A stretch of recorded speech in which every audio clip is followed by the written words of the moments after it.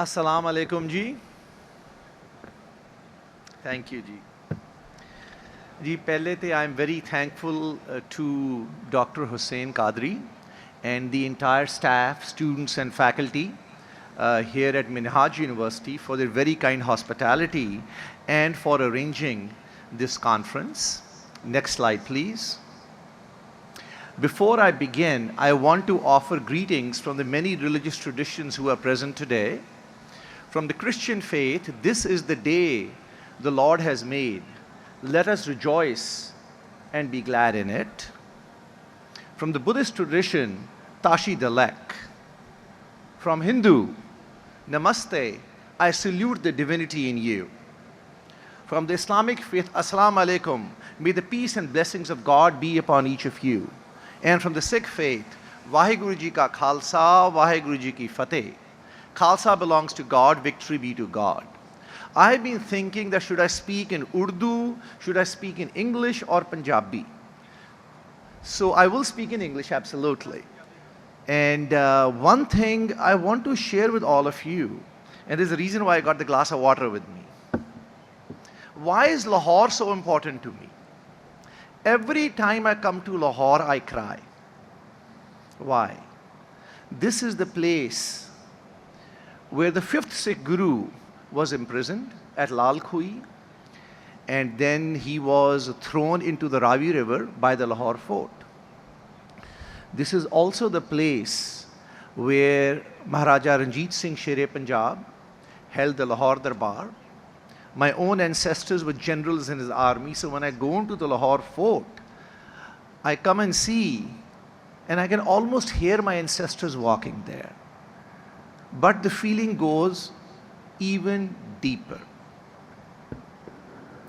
This is the city in which, at Atchison College, my father studied, my grandfather studied, and my great-grandfather studied, 3 generations.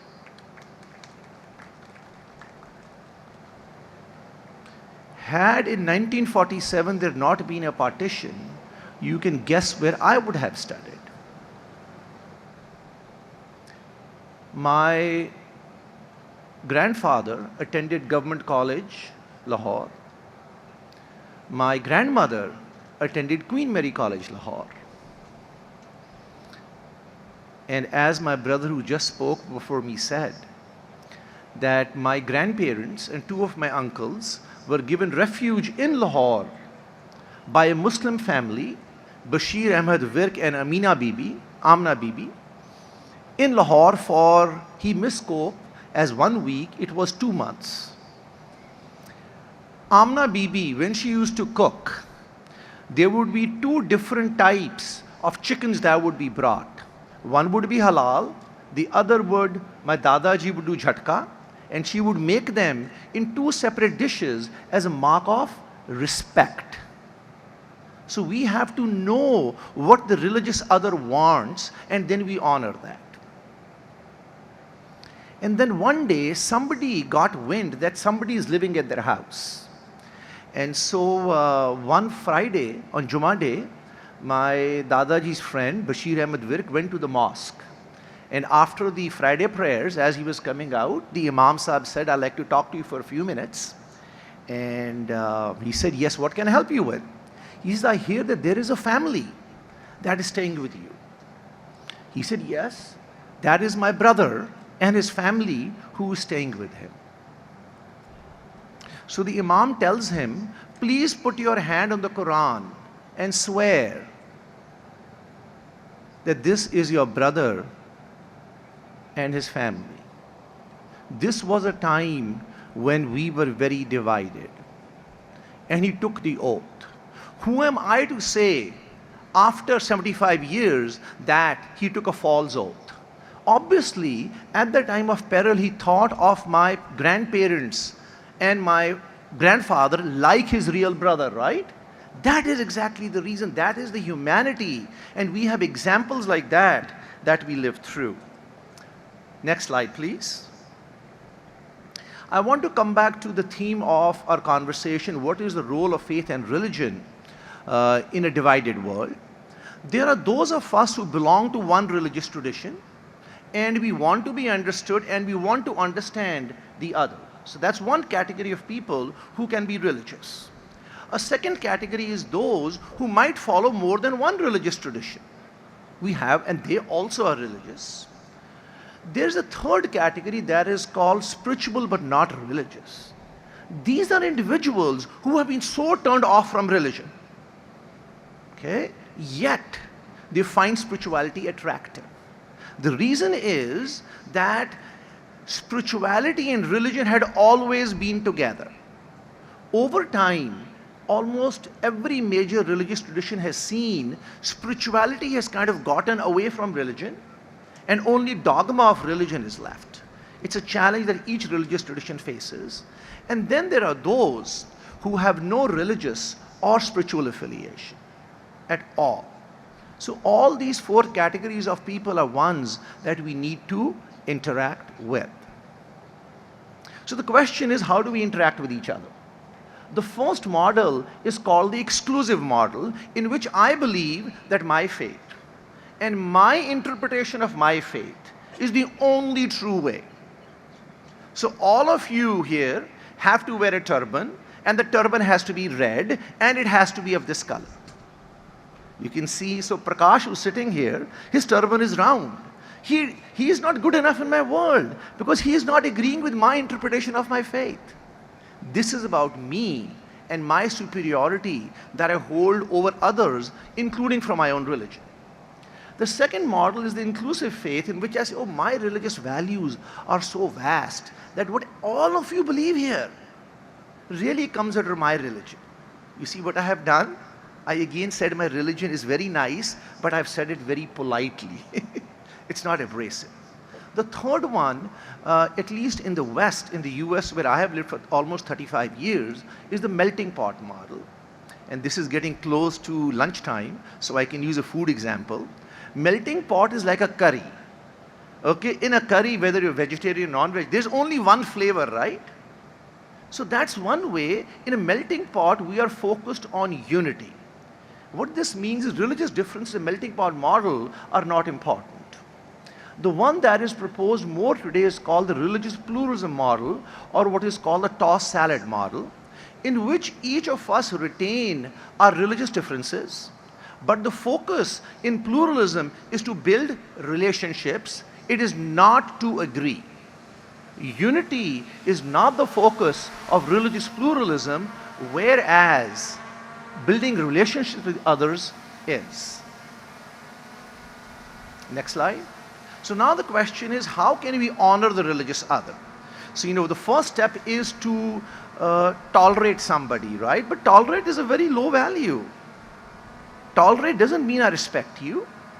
And after toleration comes respect, and after respect comes honoring.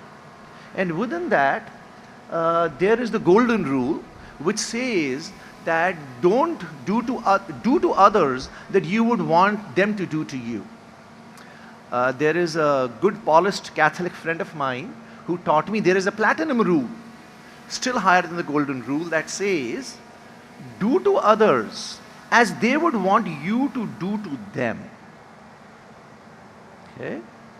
Do to others as they would want you to do to them. Now, how do I know how my brother Bholanath wants to be treated? Because I have to build a relationship with him. That is the only way that we can learn the platinum rule. The second is we listen more than we speak. We as human beings are programmed in a way that we listen to things for asking questions. We have to suspend that thought of asking questions, simply listen for the purpose of understanding what others are saying. The third one is very important. We should never compare the best in our own faith with the worst in another faith tradition. Every major religious tradition, including mine, at some point in history has had a bloody past. No religious tradition has been exempt from that. So there's a heavy burden on all of us as religious people. We don't do that. Number four, when we dialogue with one another, I don't speak for my entire Sikh faith. I speak as a Sikh, but I speak for myself. And when you engage as a Muslim, you are not speaking on behalf of Islam. You are speaking as a Muslim, and we engage at the personal level. Number 5, if somebody asks me what is the Hindu or the Buddhist faith, I should let somebody from that religious tradition talk about their faith. And I know that Minhaj, I've seen that through example with Sohail Ahmed Veerji, that this is how exactly you do. A person of that faith will speak for him. Number 6 is very important, and I think this has something that this institution has done quite well, is to engage with those in our religious traditions who are faith supremacists. I'm not calling them extremists, but those who think that our faith is supreme. There is nothing wrong in thinking, I think my Sikh faith is best for me. That is why I'm a Sikh. But the point at which I say that my religion is also the best for you is when I think I have crossed an ethical line and I'm not honoring your religiosity. And the question I would like to ask is, who does us include? I remember that during the bloody killings in 1947, we hear this language about, Muslims killing Sikhs and Sikhs killing Muslims. We never say Punjabis killed Punjabis and Punjabis killed Punjabis. So who is us? I remember going to Mughalpura railway station, and the first time I went there, I had a very negative feeling. So I asked my friend, I said, what happened here? He said, Mughalpura railway station is where trains of butchered Punjabis came from Amritsar, and that is the station at which the dead and the living were separated. Those who were living were sent over to Walton Road refugee camp, and those who died, still the corpses would continue on to Lahore, where they were taken mass burial. So this is a place. Now observe what I did. I did not say that a train of Muslims came. I said train of Punjabis came. So the question in the end becomes is, who's ours, who's theirs? Number 8 is we need to stand up for the religious other, as well as those who are weak and oppressed. And the last one is very specific to the United States, where I come from, including, I think, South Asia, particularly India, where there is a sense that for Christians in the US or for Hindus in India, the predominant faiths, to practice their faith, they have to impose the values of their religious tradition on religious minorities and those who might not have any religious tradition. That's unacceptable. Religious freedom for me does not mean that I can impose my religious values on others or those who have no religious tradition. We have absolutely no business doing that. Of course, we have to talk about religion and conflict. And here is a place where I want to share some words from my communist and Marxist friends. Let me say it clearly. Religion is not the cause of violence. Religious people who misuse religion are the cause of violence. Religion, very much like nationalism, can be used and misused. Nearly every country in the world uses nationalism to promote hate for whoever their perceived enemy is. I don't need to give you an example in South Asia. So why do you single out religion? My point is that religious people, especially when they work with politicians for political gains, is a challenge. Because we as religious people have been part of the problem, we also have to be a part of the solution. Today I published an editorial in Religious News Service in the US, which touches upon the 4th point, dehumanization. And that, what I mean is that when the Israelis have dehumanized the Palestinians, they are not human beings anymore. You can kill them. They are like animals now, right?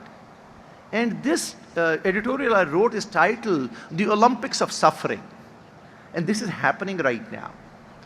My Jewish friends tell me that our pain is so much right now that we don't want you to even touch upon the pain of the Palestinians. Friends, are the Palestinians children of a lesser God? They are the children of the same God that we all are from.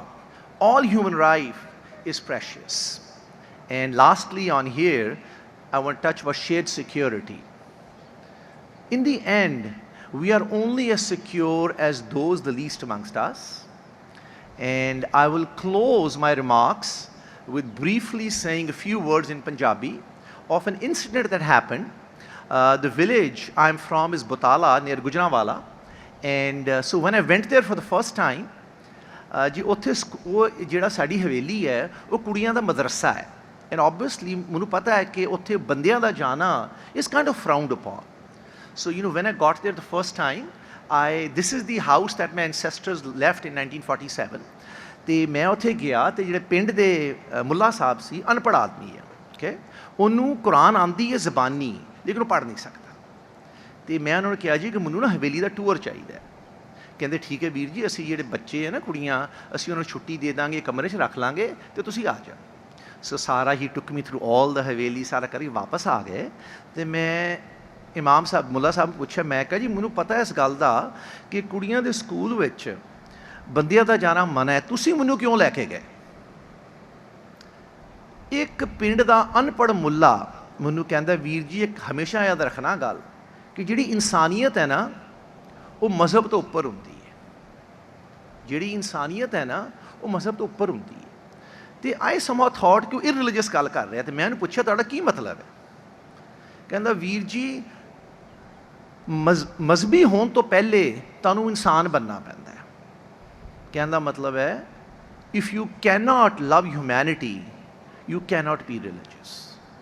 And we as religious people have to claim our humanity back and work with each other across religious boundaries despite our differences and work to solve the problems of the world. Thank you. Allah Hafiz.